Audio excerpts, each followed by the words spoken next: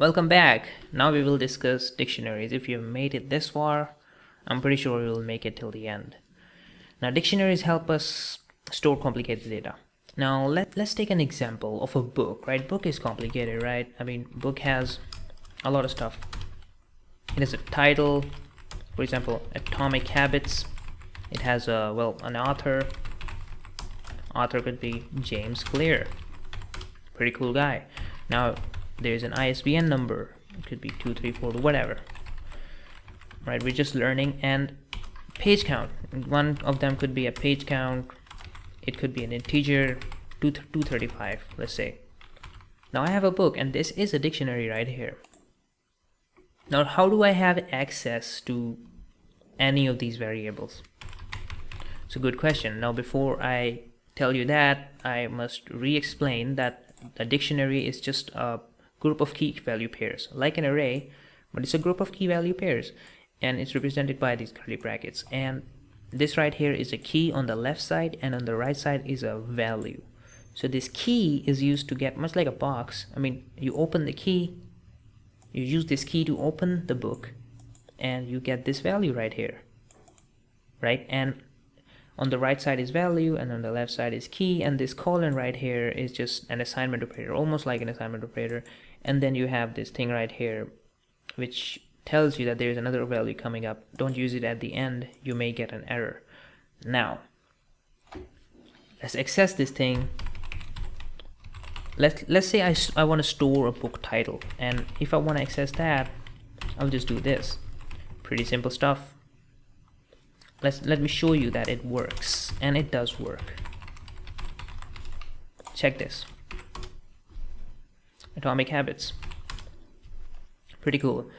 Now, let's say I want to figure out let's say I want to change the value of this right here. How do I do that? Well, I can use an assignment operator. I can say, well, change the title of my book to, well, 2020, what went wrong? And I have to print this to show you that it works.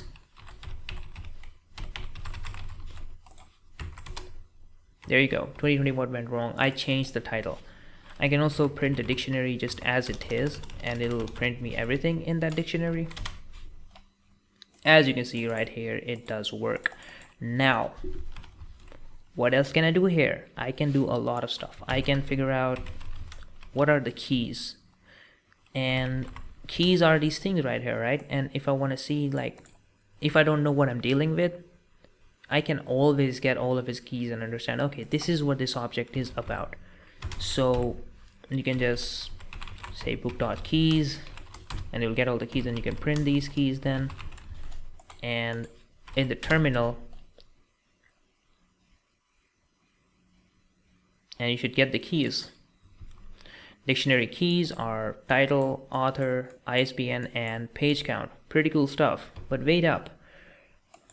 Where do we use this stuff? And again, we can use an array, a list of these dictionaries to store a lot of complicated data. For example, you can store personalities data. You're storing a lot of, let's say you're taking attendance or a population count, and you can just store that in a single array. I mean, we use databases for that, but you can think of it as a small program that stored attendance of your class.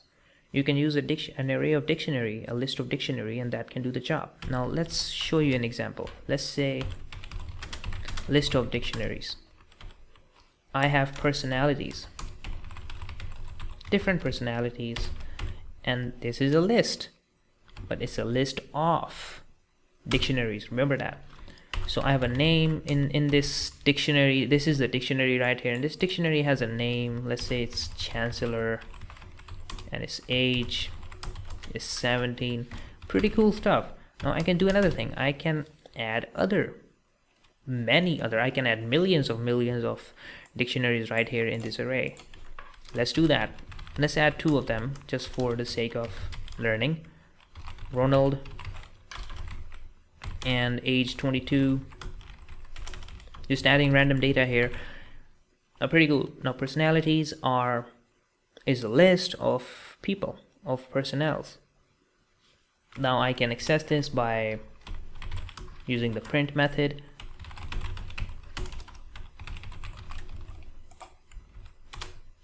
There you go. It prints a dictionary which is full of lists, and you will see that this is very important later when we'll discuss MongoDB. And MongoDB is mostly gives you data in an array when you query it, and it'll give you data in this format. So it's very important that you understand this. Now let's build something complex, and I'm going to give you an exercise, and I'll give you the solution later in the next. Well, just pause the video and I'll give you the solution after that. Now I want you to make a bag dictionary, and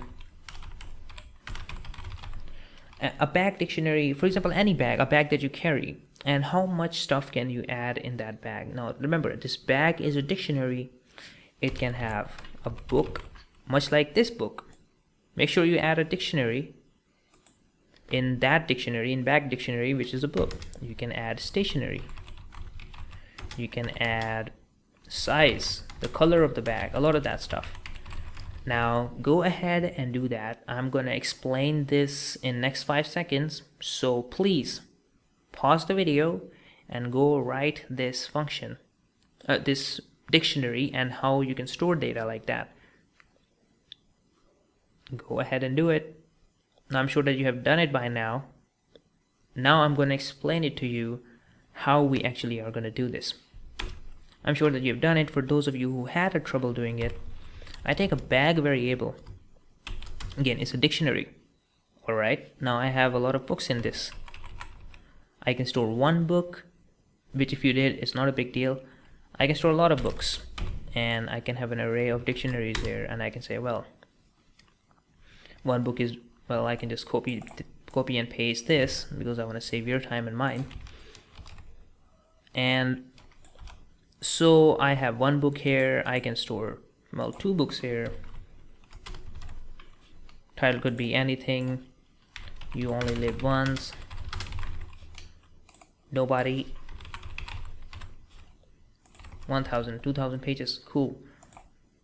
Again, this is another dictionary. Let's not forget that. And now you can see that now I have a bag full of books. Cool. Not cool, because I want to add more stuff. And this again is